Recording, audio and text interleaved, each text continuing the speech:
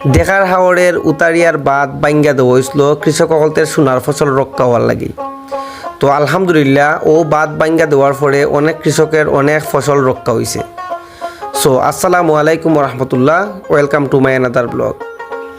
দেখার হাওড়ের উতারিয়ার বাদ বাইঙ্গা দেওয়া হয়েছিল কৃষকসকলের ফসল রক্ষার লাগি। আলহামদুলিল্লাহ বাদ বাইঙ্গা দেওয়ার পরে অনেক কৃষকসকলের মুখে হাসি ফুটছে, অনেক কৃষকসকলের জমিন রক্ষা পাইছে, অনেক কৃষকসকলের ফসল রক্ষা পাইছে। আর ও কতদিন ধরে দেখা যাইল যে ফানি কমা শেষ আর ফানি কমেন না। তো সবে মিল্লা প্ল্যান করা হইল যে উতারিয়ার বাদ আবার বান্দার দরকার। তো উতারিয়ার বাদ বান্দার লাগি একটা বাজেট আইলো, আর ও বাজেট অনুযায়ী খাস শুরু হয়ে গেছে বান্দার লাগি। আর ওখানে কয়েকটা ক্যাটাগরিতে কিন্তু বাদ বান্ধ হইল, এক একজনে এক এক ধরনের কাজ করেন। সেও বাঁশ বান্ধের, সেও মাটি বড়ের বস্তার মাঝে, সেও আবার গাড়ি দিয়ে মাটি আইনা ফালাইল। আর ও বাদ দিয়ে কিন্তু আমরার অনেক আশা, ও বাদ যদি ঠিক মতো না বান্ধা হয় তাইলে কিন্তু আমরার দেখার আওয়ারের যে বাদটা গেল দেখার আওয়ারের প্রাণ। আর ও বাদ যদি ঠিক মতো বান্ধা না হয় তাইলে কিন্তু দেখার আওয়ার পানির নিচে তলাইয়া যাইবার আশঙ্কা বেশি থাকে। আর বৈশাখ মাসে কিন্তু অনেক বৃষ্টি হয়, আর বৃষ্টি হওয়ার কারণে কিন্তু দেখা যায় যে বাঁধ যদি একটু দুর্বল হয় বা বাঁধ বাঁধতে যদি একটু দুর্বল হয় তাইলে কিন্তু অনেক ক্ষেত্রে দেখা গেছে অনেক দিক দিয়ে আবার পানি ঢুকি যায়। তো আমরা আশা করলাম যে আমরা দেখার আওয়ারের উতারিয়ার বাঁধটা খুব শক্তিশালী হইব এবং খুব সুন্দর কইরা বান্ধ হইল।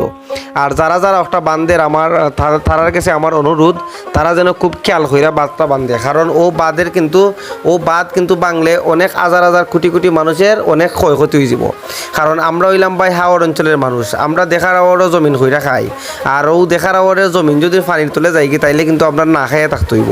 তো যারা যারা বাঁধের কাজ করায় তারা একটু লক্ষ্য রাখবায় যে মানুষের জন্য কোনো ক্ষয়ক্ষতি না হয়।